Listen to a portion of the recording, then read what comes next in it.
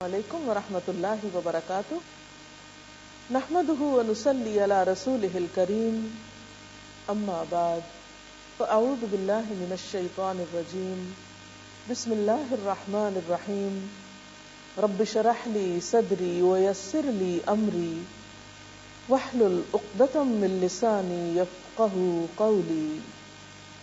ہماری آج کی گفتگو کا موضوع ہے رزق حلال بابرکت ہے۔ اللہ تعالیٰ نے انسان کی تخلیق کی اور انسان کی تخلیق سے پہلے اس زمین و آسمان کی تخلیق کی گئی، اور اس زمین و آسمان میں انسان کے رزق کے خزانے رکھ دیے گئے۔ پھر انسان کو عقل اور شعور دے کر بھیجا گیا، اس کو سمجھ بوجھ عطا کی گئی، اسے کام کرنے کی طاقت، ہمت، صلاحیت عطا کی گئی، اور اس سے چاہا یہ گیا کہ وہ اپنی ان صلاحیتوں کو استعمال کرتے ہوئے اس زمین پر اپنی ضروریات کا سامان فراہم کرے۔ چونکہ انسان تنہا اس زمین پر نہیں رہ سکتا، کوئی بھی معاشرہ کسی تنہا انسان پر مبنی نہیں ہوتا، اس میں بہت سے لوگ مل جل کر رہتے ہیں۔ اسی لیے اللہ سبحانہ وتعالی نے پیغمبروں کو بھی بھیجا اور انسان کو زندگی گزارنے کے طریقے سکھائے۔ ان طریقوں میں اہم ترین چیز ایک تو اللہ تعالیٰ کی عبادت تھی، اور دوسری طرف بندوں کے حقوق تھے۔ انسان کی اپنی ذات کا حق بھی رکھا گیا، اور اس کے ساتھ ساتھ دوسرے بندوں کے حقوق بھی اسے سکھائے گئے۔ ان حقوق کی ادائیگی جب تک انسان درست طریقے پر نہیں کرتا، انسان اس دنیا میں بھی پرسکون زندگی بسر نہیں کر سکتا اور اپنی آخرت کو بھی نقصان پہنچا سکتا ہے۔ انہی چیزوں میں سے ایک چیز رزق ہے، مال کا کمانا ہے۔ مال کا کمانا اور خرچ کرنا ایک ایسی چیز ہے جس پر ہمارے دین نے تفصیل کے ساتھ انسان کی رہنمائی کی ہے، بلکہ مال کے بارے میں سوال ان اہم ترین سوالوں میں سے ہے جس سے ہر انسان کو قیامت کے دن واسطہ پیش آنے والا ہے۔ حدیث پاک میں آتا ہے، ما تزال قدم عبد یوم القیامت حتی یسأل عن اربع، عن عمره فیما افناہ، وعن شبابہ فیما ابلاہ، وعن مالہ من این اکتسبہ، وفیما انفقہ، وعن علمہ ماذا عمل فیہ، رواہ الترمذی۔ قیامت کے دن بندے کے قدم ہٹ نہیں سکتے جب تک چار چیزوں کے متعلق پوچھ گچھ نہ ہو جائے۔ نمبر 1، عمر کہاں گنوائی؟ نمبر 2، جوانی کہاں برباد کی؟ نمبر 3، مال کہاں سے کمایا اور کہاں خرچ کیا؟ نمبر 4، جو علم سیکھا تھا اس پر کتنا عمل کیا؟ تو گویا مال کے بارے میں اہم سوال یہ ہے کہ مال آیا کہاں سے؟ کیا حلال اور جائز طریقے سے حاصل کیا گیا یا ناجائز طریقے سے؟ اور پھر حاصل کرنے کے بعد اسے کہاں کہاں خرچ کیا گیا؟ اس سلسلے میں ہم دیکھتے ہیں کہ قرآن پاک میں اللہ سبحانہ وتعالی خاص طور پر تاکید فرماتے ہیں، یا ایھا الناس، اے لوگو، کلوا مما فی الارض حلالا طیبا، زمین میں جو حلال اور پاک چیزیں ہیں انہیں کھاؤ۔ گویا یہ مطالبہ تمام انسانیت سے ہے۔ اسی طرح ایک اور جگہ پر اہل ایمان کو خطاب فرمایا، یا ایھا الذین آمنوا، اے لوگو جو ایمان لائے ہو، کلوا من طیبات ما رزقناکم واشکروا للہ ان کنتم ایاہ تعبدون۔ اے لوگو جو ایمان لائے ہو، اگر تم حقیقت میں اللہ ہی کی بندگی کرنے والے ہو تو جو پاک چیزیں ہم نے تمہیں بخشی ہیں انہیں بے تکلف کھاؤ اور اللہ کا شکر ادا کرو۔ تو اس سے اندازہ ہو سکتا ہے کہ اللہ سبحانہ وتعالی کے نزدیک حلال اور پاک رزق کی کتنی اہمیت ہے۔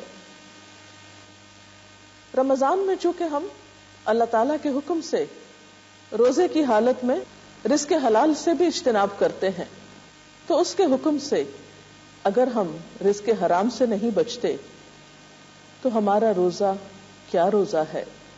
کیا پھر ہم نے روزے کی روح کو پایا؟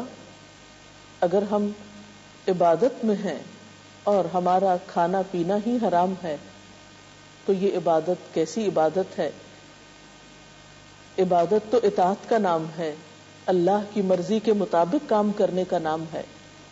اسی لیے ہم دیکھتے ہیں کہ رمضان المبارک کے بارے میں، روزے کی فرضیت کے بارے میں جب آیات آتی ہیں قرآن پاک میں، تو اس کے اختتام پر یہ آیت آتی ہے وَلَا تَأْكُلُوا أَمْوَالَكُمْ بَيْنَكُمْ بِالْبَاطِلِ وَتُدْلُوا بِهَا إِلَى الْحُكَّامِ لِتَأْكُلُوا فَرِيقًا مِّنْ أَمْوَالِ النَّاسِ بِالْإِثْمِ وَأَنْتُمْ تَعْلَمُونَ.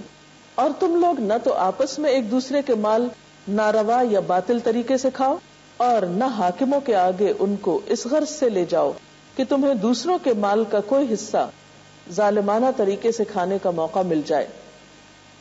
تو اس سے پتہ چلتا ہے کہ روزے کا حکم دینے کے بعد، روزے کے احکامات اور آداب بتانے کے بعد، فوری طور پر جس چیز کی طرف توجہ دلائی گئی وہ رزق حلال ہے اور حرام سے بچنے کی تاکید کی گئی. جب ہم نبی اکرم صلی اللہ علیہ وسلم کی تعلیمات کو پڑھتے ہیں تو وہاں بھی ہمیں یہی نظر آتا ہے کہ آپ صلی اللہ علیہ وسلم نے حلال کمائی کو فریضہ قرار دیا. بہقی کی روایت ہے، آپ صلی اللہ علیہ وسلم نے فرمایا طلب کسب الحلال فریضۃ بعد الفریضہ. حلال روزی کا طلب کرنا یعنی اس کے لیے کوشش کرنا اللہ تعالی کے فرض کے بعد ایک فریضہ ہے.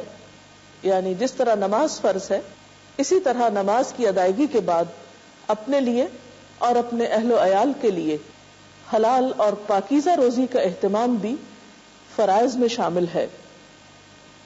یعنی جس طرح حقوق اللہ کی ادائیگی ضروری ہے، اسی طرح اپنی ذات کا حق اور بندوں کا حق، اپنے اہل و عیال کا حق دینے کے لیے حلال رزق کے لیے کوشش کرنا بھی ایک عبادت ہے، وہ بھی انسان کے فرائض میں داخل ہے.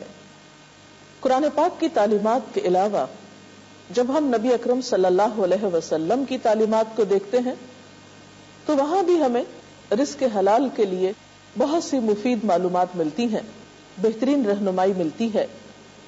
مثلا آپ صلی اللہ علیہ وسلم نے یہ فرمایا من اکل طیبا وعمل فی سنت وامن الناس بوائقہ دخل الجنہ. جس نے پاکیزہ کمائی کھائی، سنت کے مطابق کام کیا اور لوگوں کو اپنی تکلیفوں سے امن میں رکھا، وہ جنت میں داخل ہوگا. تو گویا حلال اور پاک کھانا اور لوگوں کو تکلیف نہ دینا ان کاموں میں سے ہے جو جنت میں جانے کا سبب ہے. جنت اللہ کا سودا اور اللہ کا مہنگا سودا غلط کام کرنے سے حاصل نہیں ہو سکتی. اس کے لیے ہمیں وہی کرنا ہوگا جو اس کو پسند ہے. اب سوال یہ پیدا ہوتا ہے کہ رزق حلال کے لیے انسان کیا کرے. سب سے پہلی بات تو یہ ہے کہ انسان اس کے لیے نیت اور ارادہ کرے کہ مجھے ہر حال میں حلال ہی کمانا ہے، حلال ہی کی طرف جانا ہے، کیونکہ یہ میری عبادات کا ایک حصہ ہے، یہ میرے فرائض میں سے ایک فرض ہے. دوسری بات یہ کہ پھر اس کے لیے کوشش بھی کی جائے، کیونکہ کوئی بھی کام محض تمناؤں اور آرزوؤں اور اچھے خیالات سے نہیں ہوا کرتا. اس کے لیے انسان کو سنجیدگی سے کوشش کرنا پڑتی ہے. پھر اسی طرح اگر رزق حلال کے آنے میں کچھ تاخیر ہو جائے تو بھی انسان کو صبر اور قناعت سے کام لینا چاہیے، اور اس بات کا یقین رکھنا چاہیے کہ اللہ تعالیٰ جس انسان کو بھی پیدا کرتے ہیں پھر اس کے لیے روزی کا بندوبست کرنے والے بھی وہی ہیں. سورۃ ہود میں اللہ تعالیٰ فرماتے ہیں وَمَا مِن دَابَّةٍ فِي الْأَرْضِ إِلَّا عَلَى اللَّهِ رِزْقُهَا. زمین میں چلنے پھرنے والے ہر جاندار کی روزی اللہ ہی کے ذمے ہے. اس لیے یہ نہیں ہو سکتا کہ آپ کے لیے ہر دروازہ بند ہو. اگر ایک بند ہے، دوسرا بند ہے تو تیسرا ضرور کھلا ملے گا، لیکن کوشش شرط ہے. انسان اگر کوشش کرتا ہے اور جلد بازی میں حرام کی طرف لپک جاتا ہے تو یہ اس کے لیے سخت نقصان دہ ہے. اللہ تعالیٰ جس کی صفت الرزاق ہے، قرآن پاک میں بھی فرمایا ان اللہ هو الرزاق ذو القوة المتین. بے شک اللہ تعالیٰ ہی سب کو روزی دینے والا اور مضبوط طاقت والا ہے. اس لیے اس طاقت والی ہستی پر بھروسہ کرنا اور اعتماد کرنا نہایت ضروری ہے، اور اس معاملے میں بے صبرا پن اور تھوڑ دلی انسان کو کچھ فائدہ نہیں دیتی. انسان کوشش کرتا رہے اور آگے بڑھتا رہے اور اللہ تعالیٰ سے دعا کرتا رہے تو اللہ تعالیٰ اس کے لیے ضرور وسعت پیدا فرما دیں گے.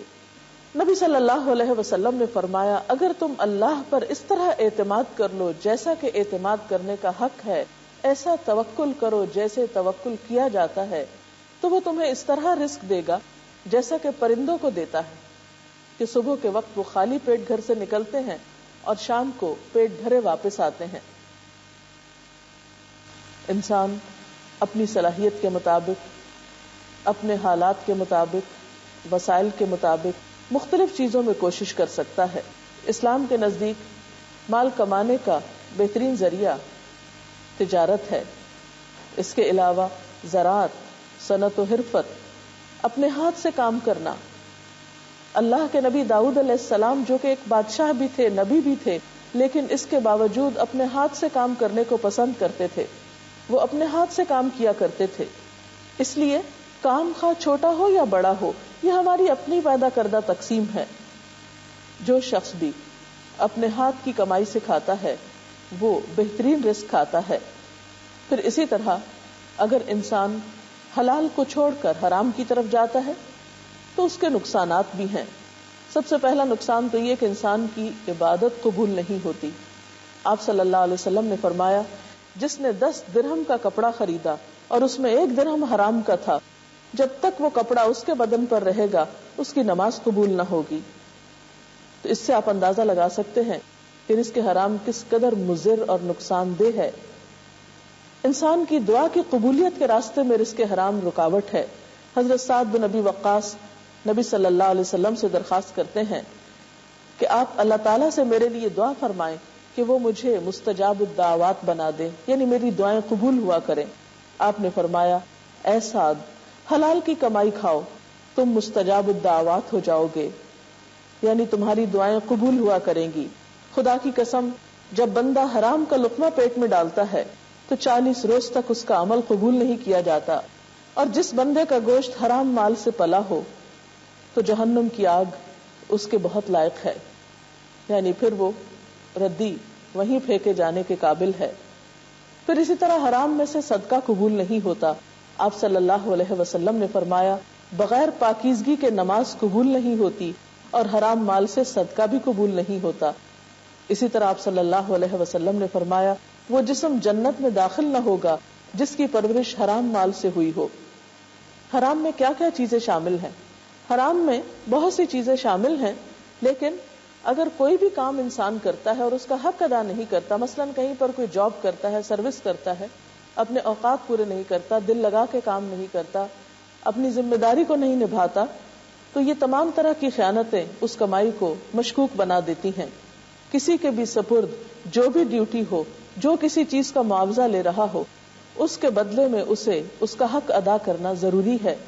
پھر اسی طرح کچھ اور ذرائع آمدنی ناپسندیدہ ہیں اور حرام میں شامل ہیں، مثلا رشوت کا لین دین، سود کا لین دین، چوری سے حاصل کردہ مال، غصب، ڈاکہ، جھوٹی گواہی دے کر مال حاصل کرنا، خیانت کرنا یعنی کسی کی امانت میں سے کچھ نکال لینا، ناپ تول میں کمی کرنا، مال یتیم میں حق تلفی یعنی یتیم کمزور بچوں کا مال دبا جانا، ان کی زمینوں پہ ناجائز قبضہ کر لینا.